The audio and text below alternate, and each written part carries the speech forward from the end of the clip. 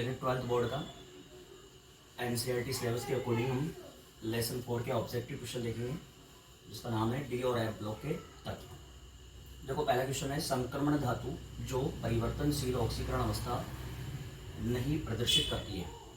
Question क्या है आपका, संक्रमण धातु जो परिवर्तनशील ऑक्सीकरण अवस्था प्रदर्शित नहीं करती है। और ऑप्शन है आपके टाइटेनियम, दूसरा है वैनेडियम,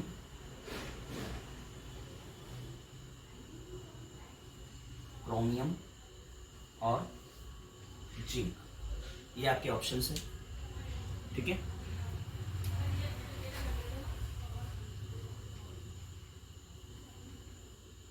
अब देखिए यहाँ पर, जब भी आप क्वेश्चंस को हल करें उसके पहले आपको क्या करना है, पूरा चैप्टर को रिवाइज करना है। चैप्टर को रिवाइज करने के बाद में कॉन्सेप्ट्स को आप क्लियर करें और फिर क्वेश्चंस पर ध्यान दें। आप जो भी क्वेश्चन मैं कराऊंगा वो आपके बोर्ड एग्जाम में और कॉम्पिटिशन एग्जाम में आपके लिए हेल्पफुल हो सकती है। इसलिए आप पहले क्या करेंगे, पहले क्वेश्चन को देखेंगे, सोचेंगे और उसके बाद में आप रुक कर उसका आंसर देखेंगे, ठीक है। पहले आपको खुद को आंसर निकालना है और फिर उसके बाद में। अब सबसे पहले बात करें हम, संक्रमण धातु किसको बोलते हैं। तो संक्रमण धातु बोला किसको जाता है, तो देखो संक्रमण धातु बोलते हैं हम डी ब्लॉक को। डी ब्लॉक के जो तत्व होते हैं उनको हम क्या बोलते हैं, संक्रमण धातुएं बोलते हैं। लेकिन इसमें आपको ये याद रखना है कि Zn, Cd और Hg ये ऐसे तत्व हैं। अगर हम नीचे भी जाएं तो एक Cn जिसको UU भी बोलते हैं, ये 4 तत्व ऐसे हैं जो संक्रमण तत्व में काउंट नहीं होते हैं। Zn, Cd, Hg और Cn या UU। इन चारों को हम संक्रमण तत्व नहीं मानते हैं। आप ऐसे बोल सकते हैं कि वर्ग 12 के जो तत्व हैं वो संक्रमण तत्व नहीं होते, ठीक है। अब यहाँ पर बात हो रही है संक्रमण धातु है, डी ब्लॉक की बात हो रही है। तो डी ब्लॉक में ऐसा तत्व बताना है जिसकी परिवर्तनशील ऑक्सीकरण अवस्था नहीं होती है। तो सबसे पहले पता होना चाहिए आपको परिवर्तनशील ऑक्सीकरण अवस्था बोलते किसको, परिवर्तनशील ऑक्सीकरण अवस्था किसको बोला जाता है। तो देखें, अगर हम बात करें मैग्नीज की, तो मैग्नीज का परमाणु क्रमांक होता है 25। इस 25 में अगर इसका इलेक्ट्रॉनिक विन्यास लिखें तो ऑर्गन, उसके बाद में 35 और 4s2। अब जो इनका आउटर मोस्ट सेल है वो क्या है, 4। तो 4s के 2 इलेक्ट्रॉन पार्टिसिपेट करेंगे तो ये दर्शाएंगे +2। कितना दर्शाएंगे, +2। लेकिन ये जो डी इलेक्ट्रॉन है वो भी बॉन्डिंग में पार्टिसिपेट करने लग जाते हैं। तो अगर मान लो इसका एक इलेक्ट्रॉन हम ले लें तो यहाँ क्या बन जाएगा, +3। अगर एक और ऐड कर दें तो +4, एक और ले लें तो +5। इस तरह से हम कितना ले सकते हैं, 2 + 5 यानी 7 तक, यानी 6 और ये 7।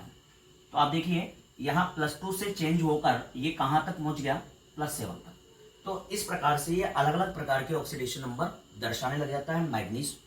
तो जब कोई तत्व अलग अलग प्रकार की कई सारी ऑक्सीकरण अवस्थाएं दर्शाता है तो उसको हम क्या बोलते हैं, परिवर्ती ऑक्सीकरण अवस्था बोलते हैं। तो यहाँ पर ये क्वेश्चन है कि इनमें से ऐसा कौन सा तत्व है जो अलग अलग प्रकार की ऑक्सीकरण अवस्थाओं में नहीं पाया जाता है। तो देखिए, टाइटेनियम की बात करें, वैनेडियम की बात करें, क्रोमियम की बात करें और जिंक की बात करें, तो इन चारों में ये कौन सी सीरीज के, हमारे 3D सीरीज के हैं, या जिसको बोलते हैं प्रथम संक्रमण श्रेणी। तो प्रथम संक्रमण श्रेणी में एक तो स्कैंडियम है और एक जिंक है। स्कैंडियम +3 ऑक्सीकरण अवस्था दर्शाता है और जिंक +2। इसके अलावा कोई ऑक्सीकरण अवस्था जिंक की नहीं होती है। तो ऑप्शन में स्कैंडियम तो है नहीं हमारे पास, तो केवल ऑप्शन क्या है हमारा, आंसर क्या हो जाएगा, जिंक हो जाएगा। तो इस तरह से ध्यान रखना है आपको, परिवर्ती ऑक्सीकरण अवस्था कौन नहीं दर्शाता है, जिंक नहीं दर्शाता है। और अगर स्कैंडियम मिले ऑप्शन में तो स्कैंडियम भी इसका आंसर होगा। लेकिन यहाँ पर एक चीज और ध्यान रखनी है आपको, इस क्वेश्चन को पैटर्न थोड़ा सा चेंज भी कर सकता है। यहाँ बोल सकता है कि निम्न में से कौन सा संक्रमण तत्व परिवर्तनशील ऑक्सीकरण अवस्था प्रदर्शित नहीं करता है, और वहां स्कैंडियम और जिंक दोनों ऑप्शन में आ जाए तो आपका आंसर होगा स्कैंडियम, क्योंकि जिंक को संक्रमण तत्व नहीं माना जाता है। अगर ये कब करना है, जब आपके ऑप्शन में दोनों ऑप्शन आए, यानी स्कैंडियम भी आए और जिंक भी आए, तब आपका राइट आंसर क्या होगा, स्कैंडियम होगा, क्योंकि जिंक को हम संक्रमण तत्व नहीं मानते हैं, ठीक है। सेकंड क्वेश्चन की बात करते हैं।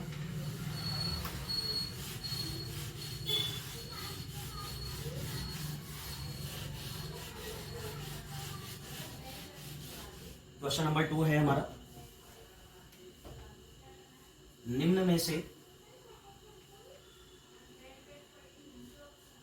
कौन सा यौगिक, निम्न में से कौन सा यौगिक अनुचुंबकीय है?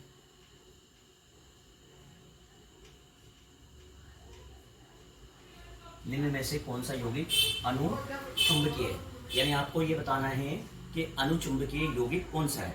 और ऑप्शन है आपके पास में CuCl, बी ऑप्शन है आपका, बी ऑप्शन है AgNO3, सी ऑप्शन है आपके पास में FeSO4 और डी ऑप्शन है ZnCl2। ठीक है, ये 4 ऑप्शन है, इसमें से आपको क्या निकालना है? अनुचुंबकीय निकालना है। अब सबसे पहले आपको ये पता होना चाहिए कि अनुचुंबकीय होता क्या है, क्योंकि आप सवाल को हल करोगे तो किस तरह से करोगे क्वेश्चन को, तो आपको ये पता होना चाहिए कि अनुचुंबकीय होता क्या है। तो जो अनुचुंबकीय पदार्थ उनको बोलते हैं जिनमें अयुग्मित इलेक्ट्रॉन होते हैं, अनपेयर्ड इलेक्ट्रॉन जिनमें पाए जाते हैं, अनपेयर्ड इलेक्ट्रॉन, अयुग्मित इलेक्ट्रॉन, वो अनुचुंबकीय होते हैं। ठीक है, जिनमें अनपेयर्ड इलेक्ट्रॉन होते हैं वो अनुचुंबकीय होते हैं। तो अब यहाँ पर हमें किस तरह से इसको सोल्व करना है, तो देखिए सबसे पहले हम कॉपर क्लोराइड की बात करेंगे, CuCl की बात करेंगे। CuCl की अगर हम बात करें यहाँ पर, तो CuCl अनुचुंबकीय होगा या नहीं होगा, तो वो देखेंगे। तो देखें CuCl को अगर हम डिवाइड करें तो ये क्या बनाएगा, एक तो बनाएगा Cu+ और एक बनाएगा Cl-। ठीक है, ऐसे ही हम ऑप्शन बी की बात करें, ये ऑप्शन ए है आपका। ऑप्शन बी की बात करें हम तो AgNO3, तो यहां पर इसको डिवाइड करें हम Ag+ और NO3-। ठीक है, अब यहां देखिए Cu+1 का विन्यास क्या होगा। Cu+1 का अगर विन्यास निकालोगे आप, क्योंकि यहाँ आयनों से निकल जाएगा आपका, धातु आयनों से, तो Cu+1 में इलेक्ट्रॉन होंगे Ar3d10, क्योंकि 4s1 होता है इसका, 3d10 4s1, 4s में से एक इलेक्ट्रॉन निकाला हमने +1 अवस्था में। यहाँ देखिए यहाँ पर भी आपका क्या होगा, 4d10 हो जाएगा। ठीक है, उसके बाद में आयरन की बात करें हम, ठीक है, तो इसमें भी पेयर्ड इलेक्ट्रॉन है, इसमें भी पेयर्ड इलेक्ट्रॉन है, यानी कैसे इलेक्ट्रॉन है इसमें, युग्मित, और इसमें भी कैसे इलेक्ट्रॉन है, युग्मित। ठीक है, अब ऑप्शन सी पर चलते हैं, FeSO4, अगर हम इसको डिवाइड करते हैं तो ये बनाएगा Fe+2 और SO4-2। और ऑप्शन डी की बात करें हम, तो ऑप्शन डी की बात करें तो ऑप्शन डी है ZnCl2, तो ये टूटेगा आपका, Zn+2 आयन देगा और 2 Cl- आयन देगा। ठीक है, अब यहाँ पर देखिए आप, Zn+2 का विन्यास भी कैसा होता है, 3d10 होता है, तो ये भी क्या हो गया, पेयर्ड हो गए, ये भी इलेक्ट्रॉन कैसे हो गए, पेयर्ड इलेक्ट्रॉन हो गए। ठीक है, अब बचा कौन, Fe+2। Fe का नंबर कितना होता है, 26 होता है, 26 में से 2 इलेक्ट्रॉन माइनस कर लो, कितना हो गया, 24, तो 24 में विन्यास बनेगा आपका 3d6। इसका मतलब इसमें अनपेयर्ड इलेक्ट्रॉन है, और अनपेयर्ड इलेक्ट्रॉन निकालने का तरीका क्या है, डी कक्षक कितने होते हैं आपके पास, 5 होते हैं। डी कक्षक कितने होते हैं आपके पास, 5, तो 3D कक्षक आपके पास में है 5।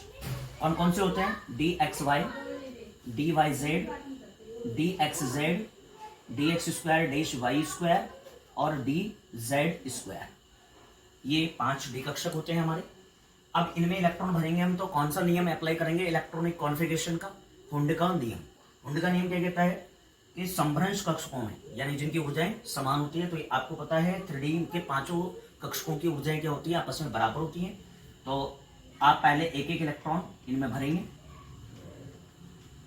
और उसके बाद में ये पेयर्ड करेंगे, तो हमारे पास टोटल इलेक्ट्रॉन कितने हैं, 6 हैं। तो यहाँ पर अयुग्मित इलेक्ट्रॉन को हम n से बोल सकते हैं, तो n बराबर कितना आ गया, यहाँ पर 4 आ गया।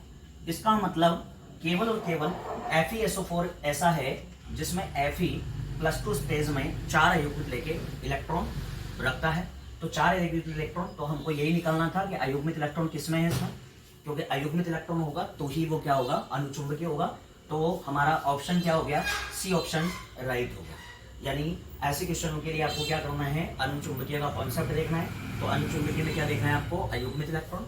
अगर आपके सामने आयन्स होते तो आप डायरेक्टली निकाल लेते हैं, लेकिन यहाँ मैंने यौगिक का एग्जाम्पल लिया है क्योंकि इस तरह से भी क्वेश्चन आपके पूछे जाते हैं। तो यहाँ पर यौगिक में क्या करना है आपको, आयनों में डिवाइड करना है, और आयनों में डिवाइड करने के बाद में उसमें आयनों में आपको इलेक्ट्रॉन कॉन्फ़िगरेशन देखकर अयुग्मित इलेक्ट्रॉनों की संख्या देखनी है। अगर अयुग्मित इलेक्ट्रॉन आपके मिल जाते हैं जिस भी यौगिक में, जिस भी यौगिक के आयन में, तो वो क्या हो जाएगा, आपका अनुचुंबकीय हो जाएगा। ठीक है, तो आंसर हो गया हमारा FeSO4।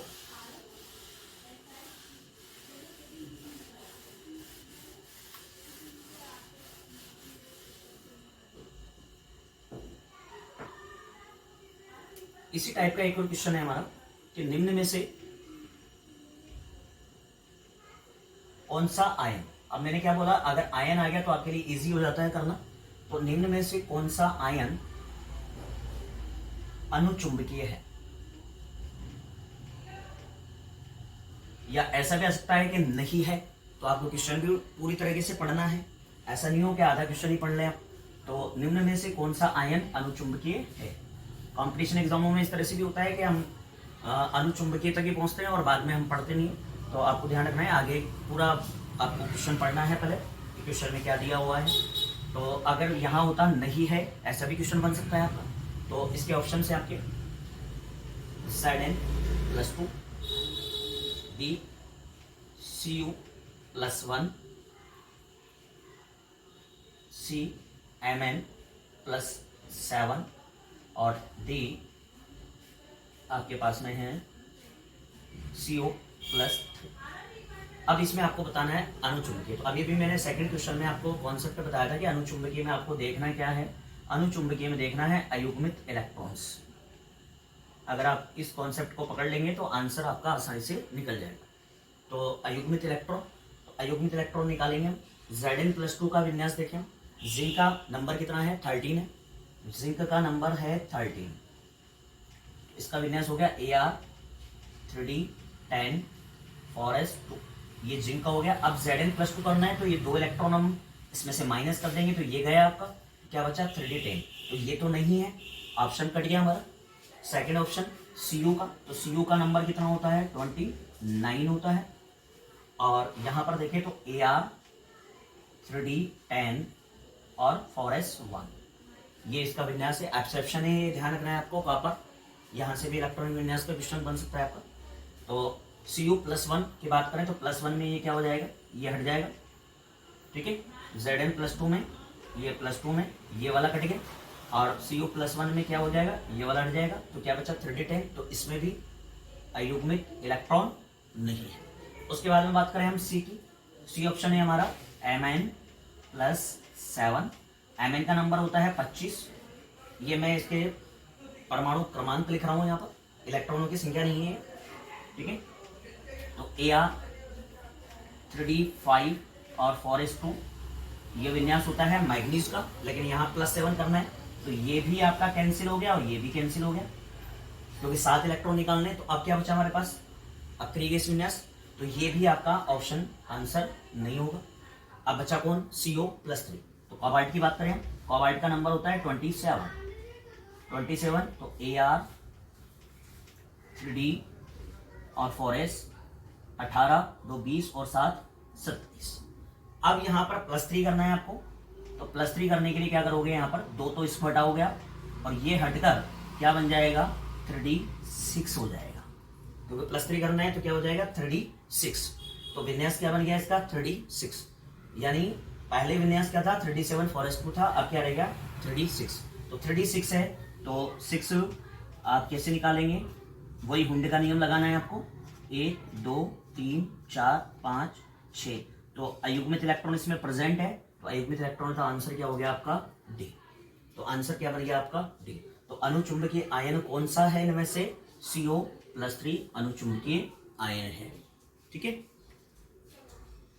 ऐसे ही आपका क्वेश्चन प्रतिचुंबकीय का बना सकते हैं हम, कि प्रतिचुंबकीय आयन कौन से हैं।